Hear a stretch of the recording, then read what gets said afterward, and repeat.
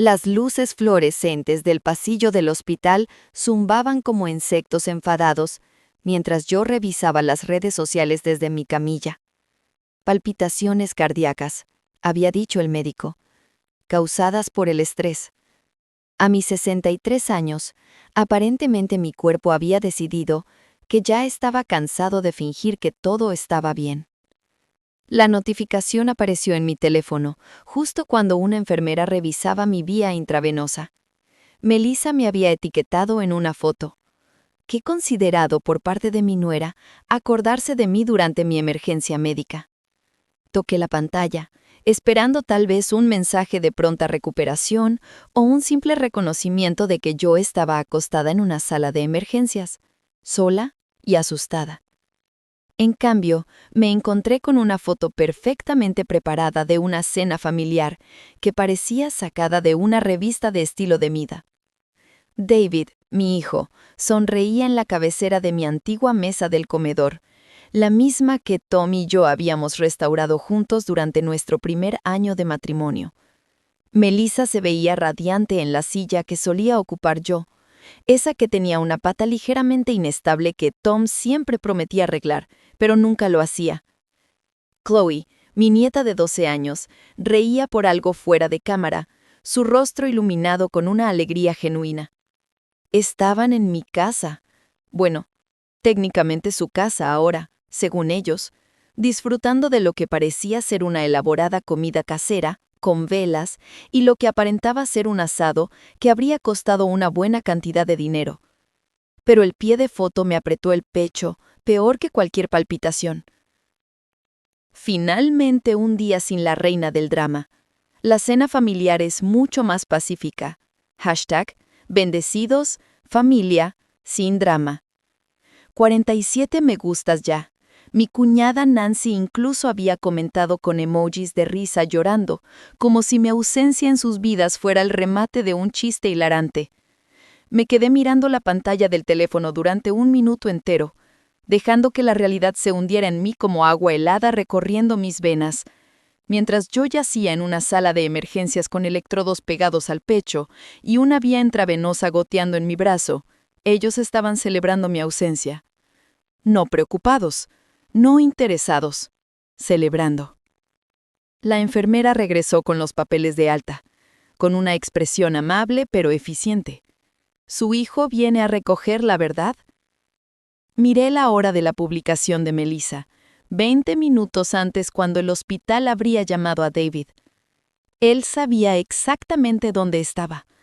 Habría visto la notificación. Probablemente echado un vistazo a su teléfono entre bocado y bocado de ese costoso asado y elegido la cena familiar en su lugar. En realidad, dije, sorprendiéndome de lo firme que sonaba mi voz, llamaré a un taxi. Mientras esperaba en el vestíbulo del hospital, envuelta en una manta delgada que alguien había colocado sobre mis hombros, hice algo que no había hecho en 3 años. Llamé a mi agente de bienes raíces. Bárbara, habla Eleanor Hartwell. ¿Recuerdas esa casa en Maple Street de la que dijiste que se vendería en una semana? Estoy lista para ponerla en la venta. La perfecta tonta. Estés preguntando cómo terminé en este lío. Hace 3 años pensaba que estaba siendo la madre perfecta, la viuda desinteresada que hacía sacrificios por su amado hijo y su familia. Resulta que en realidad estaba siendo la perfecta tonta. Como la mayoría de las historias sobre traición familiar, comenzó con buenas intenciones y terminó enseñándome exactamente cuánto valía para las personas a las que más había amado. Todo empezó justo después del funeral de Tom. Mi esposo durante 35 años me había dejado la casa, su seguro de vida y suficientes ahorros para vivir cómodamente. Tenía 60 años, recientemente viuda y de repente muy sola en una casa de 4 habitaciones que se sentía cavernosa sin su risa llenando las habitaciones, sin su horrible canto en la ducha, sin el sonido de sus pantuflas arrastrándose hasta la cocina por su café matutino. David había sido tan atento durante esas primeras semanas después del funeral, Pasaba todos los días, a veces con Melissa y Chloe, trayendo comestibles que yo no había pedido y revisándome con lo que yo creía que era preocupación genuina. Los guisos se acumulaban en mi refrigerador. Las tarjetas de pésame cubrían mi encimera de la cocina. Y David estaba allí, sólido y confiable, tal como su padre había sido. Pensé que era el duelo lo que nos estaba uniendo más. «Mamá, no deberías andar sola en esta casa tan grande», me dijo una tarde mientras nos sentábamos en el porche delantero, viendo cómo el atardecer pintaba el cielo en tonos naranja y rosa. «No es saludable». Melissa asintió con simpatía, extendiendo la mano para tocar la mía con lo que parecía calidez genuina. Todos esos recuerdos por todas partes, debe ser tan difícil. Agradecí su preocupación. La casa sí se sentía abrumadora algunos días. Pasaba frente al dormitorio que Tom y yo habíamos compartido durante décadas y sentía que no podía respirar. Veía su sillón favorito en la sala y esperaba que apareciera con las gafas de lectura en la nariz y el periódico extendido sobre su regazo. «¿Y si...?» continuó David, con la voz cuidadosa y medida. «Nos mudamos aquí temporalmente, solo hasta que decidas qué quieres hacer a largo plazo. Chloe podría tener la estabilidad de quedarse en su distrito escolar y tú no estarías sola». La idea me pareció perfecta en ese momento. Yo me mudaría a un pequeño apartamento cercano, les dejaría a ellos la casa que se estaba convirtiendo en una carga, y aún así tendría mi familia cerca. Podría ver crecer a Chloe, ser parte de sus vidas diarias en lugar de la abuela que veían en vacaciones y cumpleaños. Sería solo temporal, me aseguró Melissa con los ojos grandes y sinceros. Hasta que podamos ahorrar para nuestro propio lugar, quizá un año como mucho. Debería haber sospechado algo cuando David inmediatamente empezó a hablar sobre los impuestos de la propiedad y los costos de mantenimiento, sobre cómo la casa era una carga financiera para mí con un ingreso fijo. Sin importar que el seguro e inversiones de Tom significaban que yo no estaba teniendo problemas económicos. Sin importar que yo había manejado nuestras finanzas perfectamente durante décadas. En 6 meses, ya se habían mudado por completo. Yo estaba pagando $800 al mes por un apartamento de una habitación al otro lado de la ciudad, mientras ellos vivían sin pagar hipoteca en la casa que Tom y yo habíamos pasado décadas pagando. Pero esto es lo que no sabía entonces, lo que no podía ver a través de la niebla de la tristeza y la soledad. Lo habían planeado todo desde el principio. Mientras yo lloraba, ellos empezaban a redirigir sistemáticamente mi correo a su nueva dirección, para ayudar a manejar mis asuntos. Extractos bancarios, ofertas de tarjetas de crédito, avisos de inversiones, todo empezó a ir a mi antigua casa donde podían revisar lo que yo veía, donde podían controlar la narrativa de mi vida financiera. A solo temporalmente se convirtió en 2 años, luego 3. Cada vez que mencionaba que se mudaran, surgía una nueva crisis que lo hacía imposible. El trabajo de David era inestable. Melissa estaba embarazada, falsa alarma, pero ya habían planeado la habitación del bebé y no querían interrumpir sus planes. Chloe estaba teniendo dificultades con la transición a la secundaria y necesitaba estabilidad. Comencé a sentirme como una intrusa en mi propia casa anterior. Las visitas se volvieron incómodas y tensas. Mis pertenencias desaparecían entre cajas de almacenamiento o montones de donaciones sin mi permiso.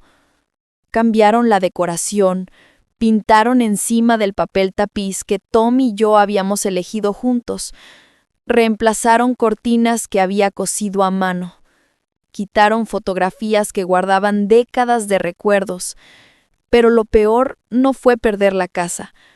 Fue volverme invisible en la vida de mi propia familia. Las llamadas telefónicas quedaban sin respuesta por días. Las invitaciones a cenar eran rechazadas con excusas vagas. Las celebraciones de cumpleaños se convirtieron en publicaciones de Facebook en lugar de reuniones reales.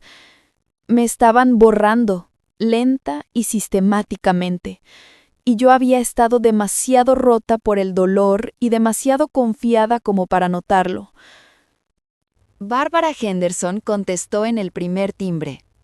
A sus 70 años, llevaba vendiendo casas más tiempo del que la mayoría de los agentes inmobiliarios llevaban vivos, y no perdía tiempo con formalidades.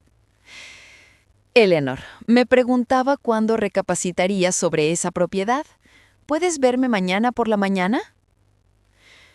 Quiero que se ponga en venta de inmediato, dije, con una voz más firme de lo que sentía. ¿Qué tan inmediato estamos hablando?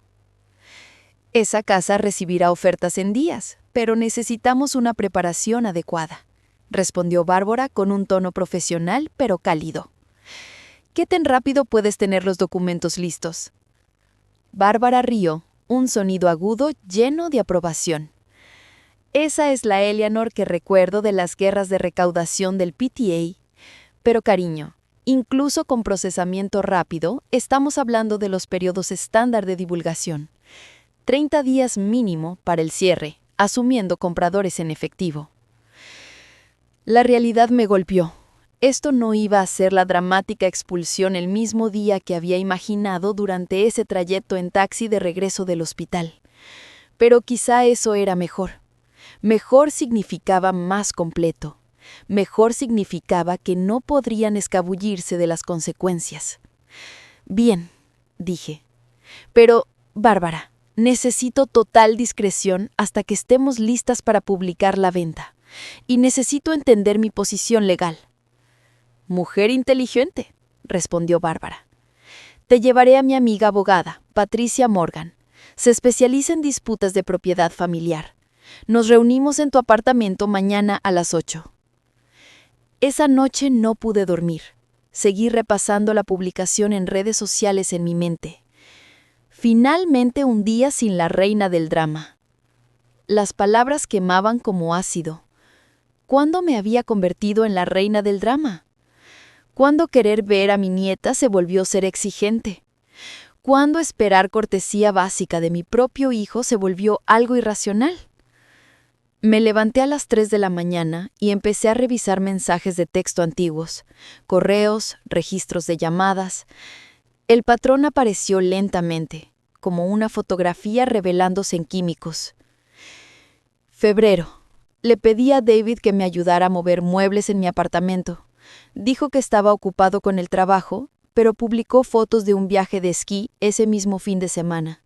Enero. Me habían invitado a la obra escolar de Chloe. Melissa olvidó guardarme un asiento. Me quedé de pie atrás mientras desconocidos ocupaban sillas vacías, reservadas para la familia. Diciembre. Mañana de Navidad en su casa. Llevé regalos para todos, elegidos cuidadosamente y envueltos con cariño. Ellos me dieron una vela aromática de la sección de rebajas de la farmacia.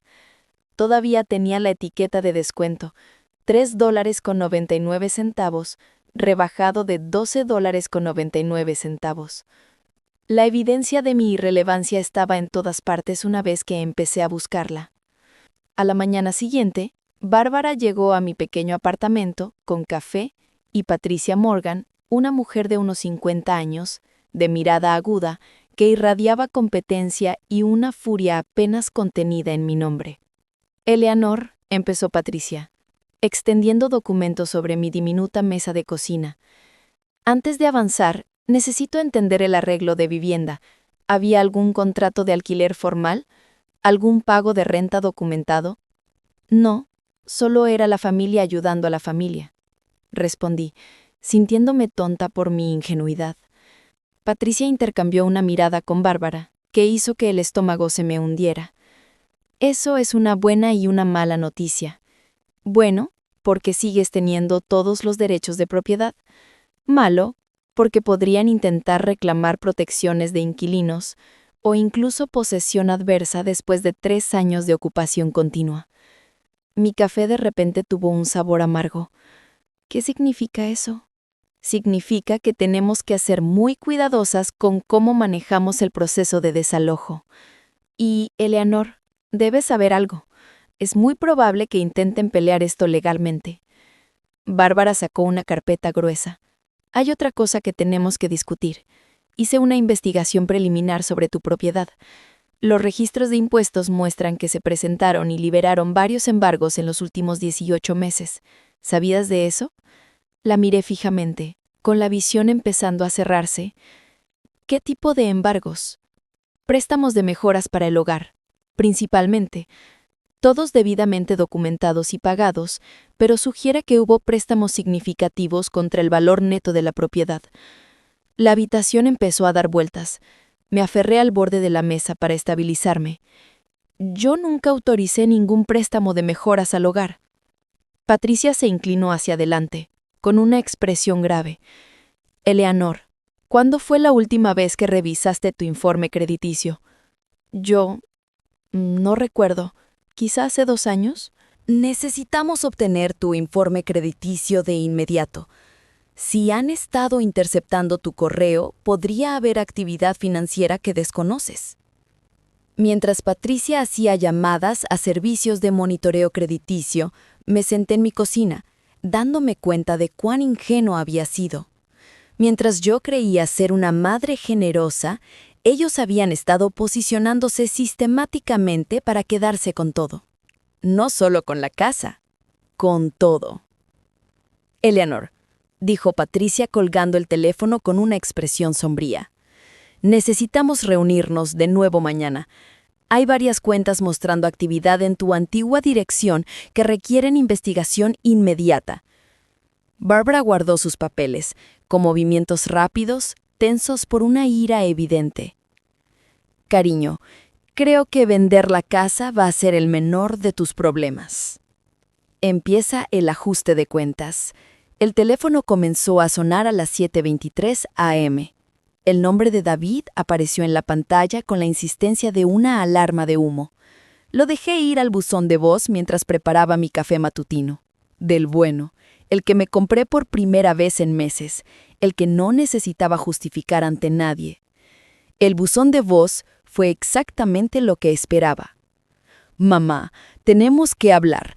Hay una mujer loca llamando sobre poner la casa en venta. Obviamente debe ser algún tipo de estafa. Llámame inmediatamente. Obviamente debe ser algún error. Como si la idea de que yo tomara una decisión sin consultarlo primero fuera imposible de comprender. Como si yo fuera demasiado incompetente para manejar mi propia propiedad. El teléfono sonó otra vez antes de que terminara de escuchar su mensaje.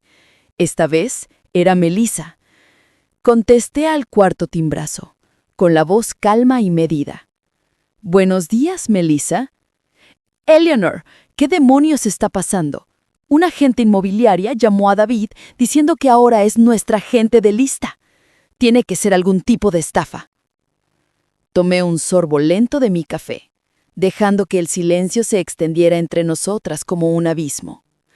En realidad, Barbara Henderson es mi agente de lista. Lleva 30 años en el negocio, así que difícilmente diría que es una estafadora. ¿Tu agente de lista? La voz de Melissa subió una octava. ¿De qué estás hablando? Ya no eres dueña de la casa. Hemos estado viviendo aquí 3 años. ¿Viviendo allí? Sí. Siendo dueños, no. La escritura sigue a mi nombre, Melissa. Siempre ha estado.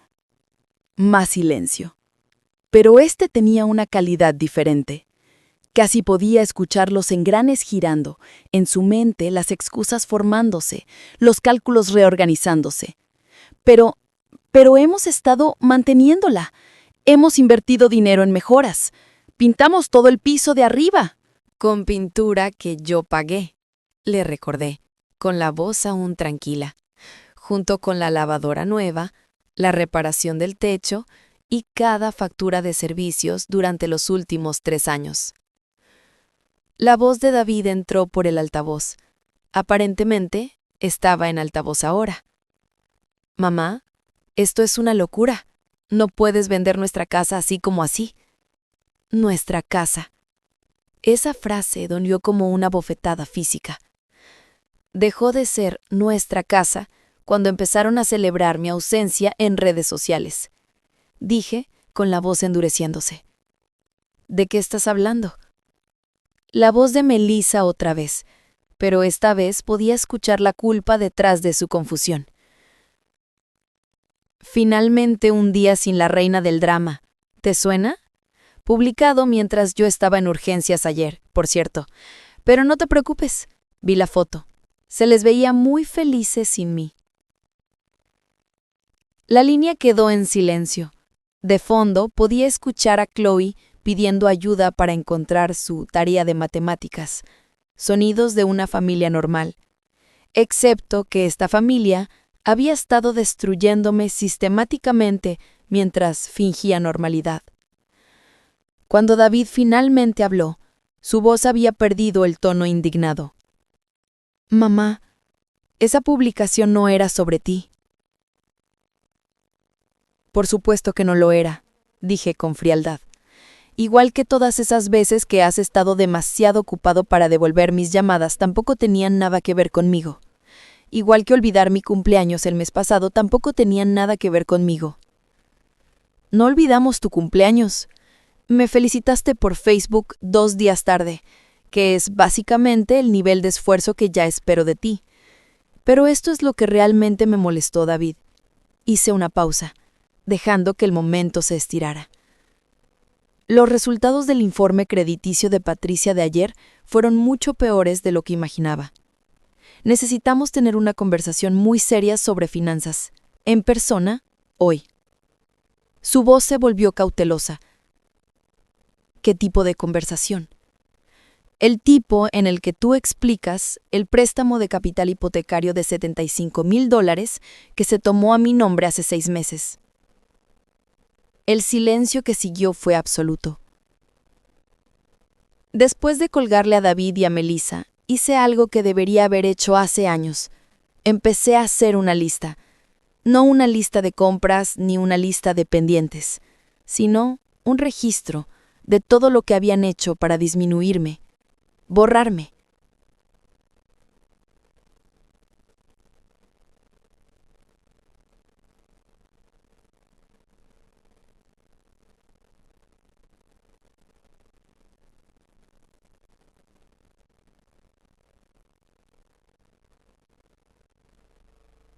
Bajó una foto de ellos en algún restaurante. ¿Dónde está la mamá de David?, preguntó un amigo de la familia. La respuesta de Melissa: «Oh, ya no es muy sociable. Prefiere quedarse en casa». Bajó una foto de la mañana de Navidad. «Hermosa familia. ¿Solo ustedes 3?»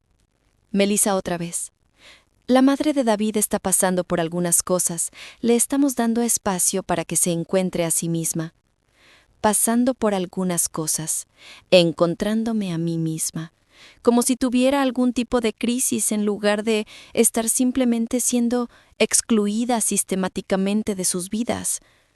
Pero lo peor fue bajo una foto del cumpleaños número 12 de Chloe del mes pasado, una fiesta de la que no supe absolutamente nada hasta que vi las fotos online.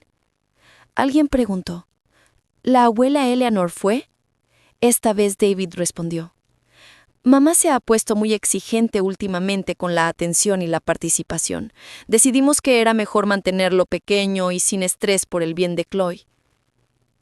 Exigente con atención y participación en la fiesta de cumpleaños de mi nieta. Me quedé mirando ese comentario durante 10 minutos completos, dejando que las palabras reorganizaran todo lo que creía saber sobre los últimos 3 años. No me habían estado protegiendo de una casa vacía.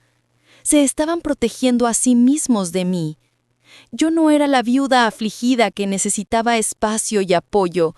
Era la obligación inconveniente que debían manejar, la madre envejecida que necesitaba ser controlada y finalmente eliminada de su perfecta narrativa familiar.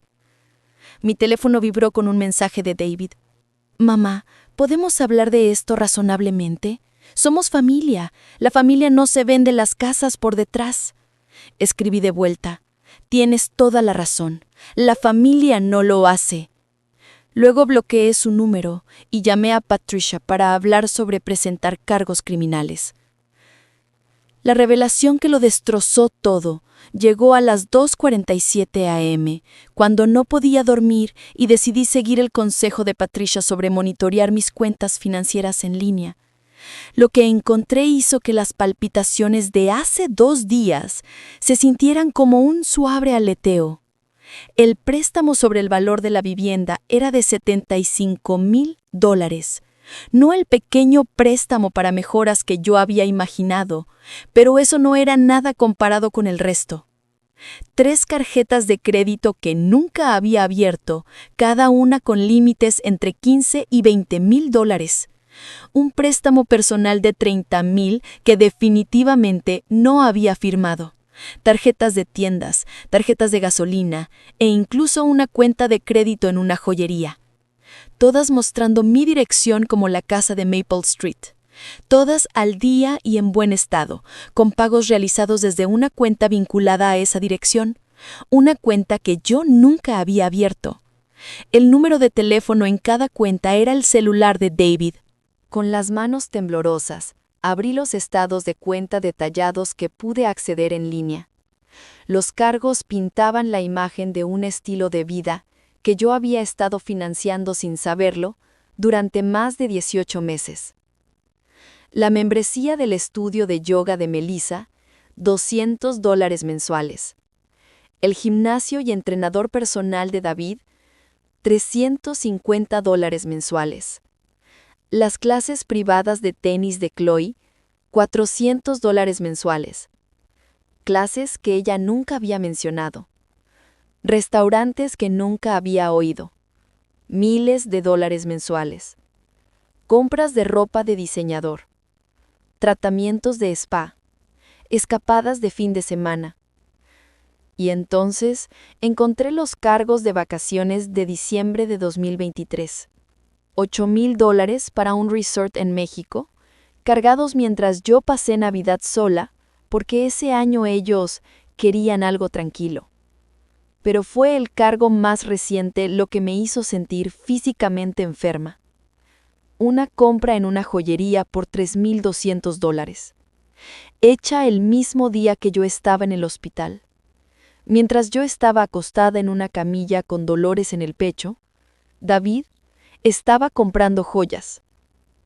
El rastro de documentos mostraba que habían estado robando mi identidad sistemáticamente durante 18 meses. Pero la redirección de correo llevaba 3 años, desde justo después del funeral de Tom, cuando me ayudaron haciendo que los documentos importantes se enviaran a su dirección para que no me abrumara el papeleo mientras estaba de duelo. Cada estado de cuenta bancario, cada oferta de tarjeta de crédito, cada comunicación financiera había sido interceptada y filtrada.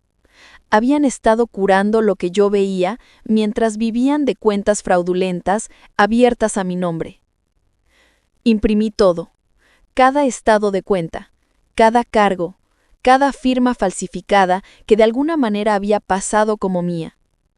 Para las 5 a.m., tenía una carpeta lo suficientemente gruesa como para ahogar a un caballo, documentando cómo mi hijo y mi nuera habían estado robándome de manera sistemática mientras me hacían sentir agradecida por su atención. Pero había algo más en el informe crediticio que me heló la sangre. Consultas.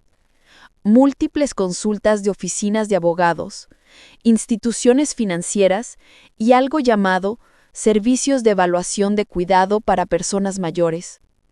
No solo me estaban robando, estaban construyendo un caso. Barbara llegó a las 8 a.m. en punto, con café y Patricia Morgan. Eleanor, ¿qué encontraste?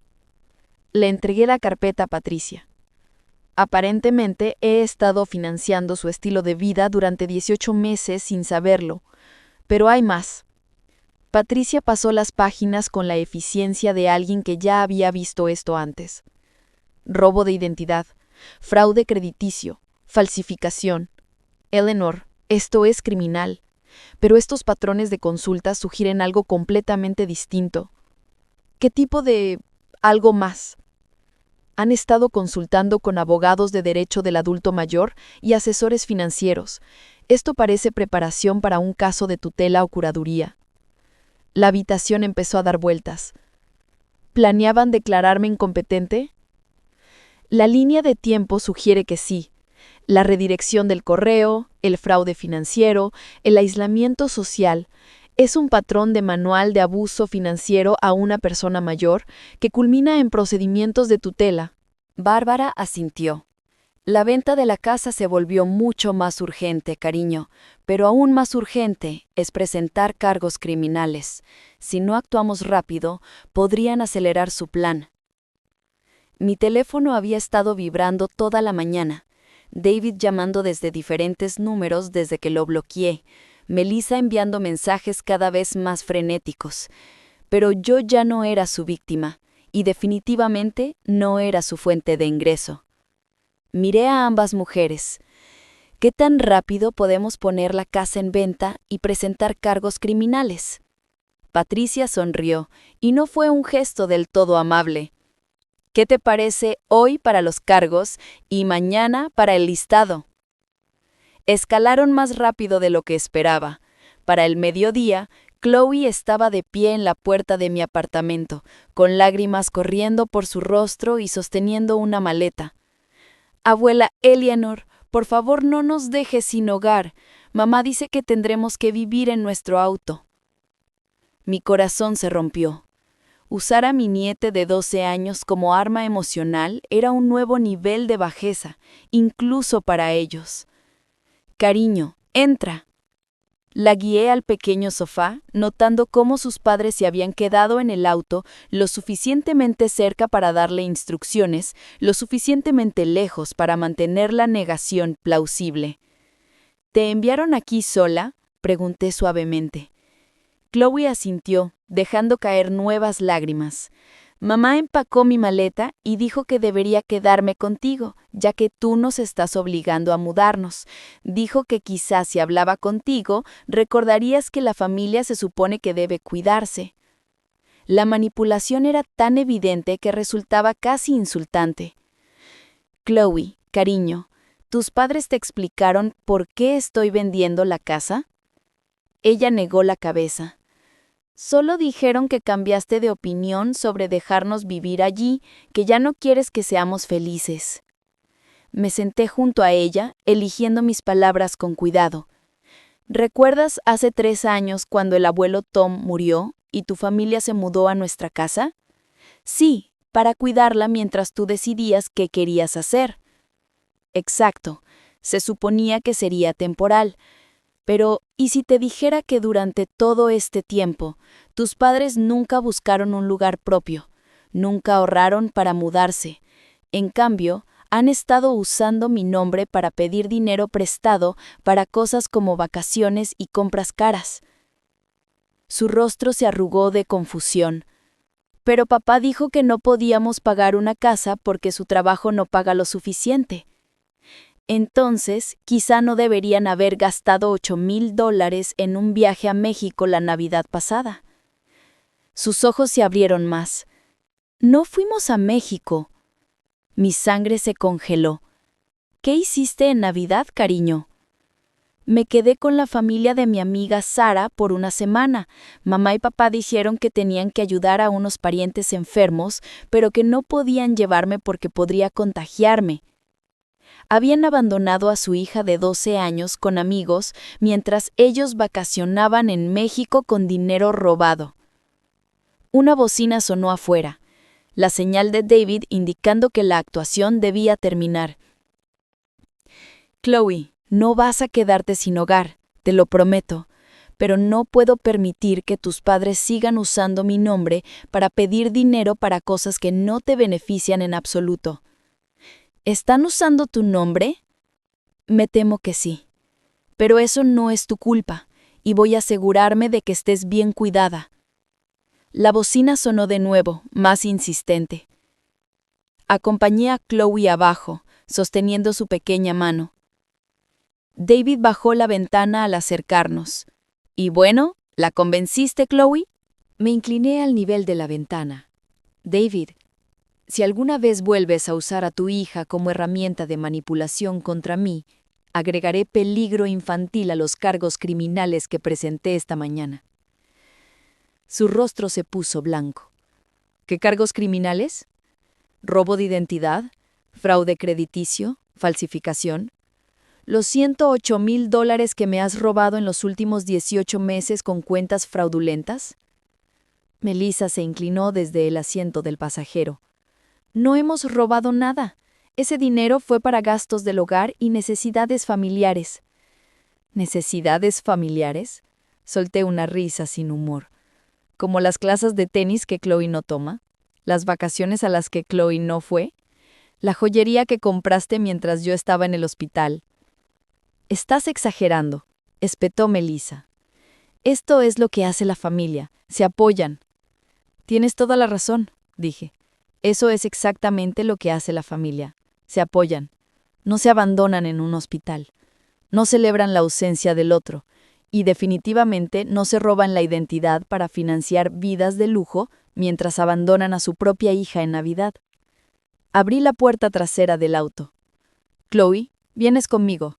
Tus padres necesitan descubrir cómo ser adultos de verdad antes de estar en condiciones de cuidar a alguien». Justicia servida. 18 meses después, estoy sentada en la terraza de mi nueva casa en Asheville, Carolina del Norte, viendo a mi nieta construir una casa en un árbol con el nieto de mi vecino. Los procesos criminales concluyeron finalmente el mes pasado. David se declaró culpable de robo de identidad, fraude y abuso a persona mayor, a cambio de 2 años de prisión y restitución completa de $127,000, el monto total robado una vez que los investigadores rastrearon todas las cuentas fraudulentas.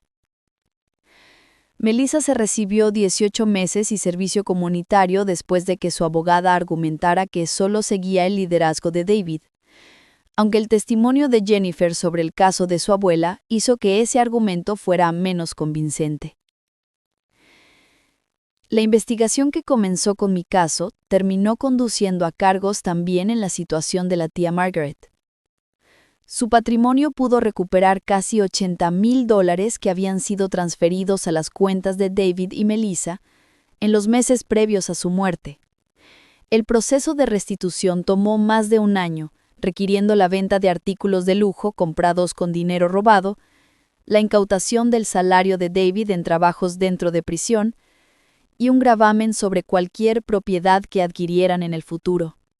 Recuperé alrededor del 60% de lo robado, lo cual, Patricia dijo que era mejor que el promedio en estos casos. Pero lo más satisfactorio no fue lo financiero. Fue ver cómo la narrativa cuidadosamente construida por ellos se derrumbaba bajo escrutinio. Cada persona a la que convencieron de que yo estaba perdiendo mis facultades tuvo que enfrentar la realidad de que navegué exitosamente procedimientos legales complejos, transacciones inmobiliarias y procesos criminales. No haces esas cosas si tu mente está deteriorada. Chloe vive conmigo ahora, de forma permanente. La audiencia de custodia reveló que David y Melissa la habían dejado con amigos o parientes por periodos prolongados, al menos en 6 ocasiones, incluyendo las vacaciones en México y varios fines de semana financiados con tarjetas fraudulentas. Está prosperando aquí. Nueva escuela, nuevos amigos y, lo más importante, adultos que no le mienten ni la usan como herramienta de presión. Está en terapia. Ambas lo estamos, aprendiendo a construir relaciones honestas después de sobrevivir una decepción tan sistemática. La casa que compré con el seguro de vida de Tom tiene 3 dormitorios, 2 baños y suficiente terreno para que Chloe tenga la infancia que merece. Tiene amigos cuyos padres realmente disfrutan tenerme cerca, lo cual fue una revelación después de años de ser tratada como una obligación indeseada. Ahora soy voluntaria en el Centro Regional de Prevención de Abuso a Personas Mayores, ayudando a otros a reconocer las señales de explotación financiera. Es desgarrador lo comunes que son estas historias, y cuántas veces los abusadores son familiares que explotan la confianza y el cariño para obtener ganancias.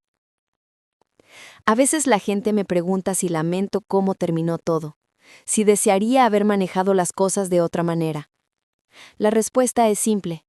Lamento que me haya tomado 3 años reconocer lo que estaba pasando. Lamento haber permitido su comportamiento, aceptando un arreglo temporal en lugar de establecer límites claros desde el principio. Pero no lamento haber luchado. No lamento haber rechazado su narrativa de que yo era dramática, exigente o incompetente.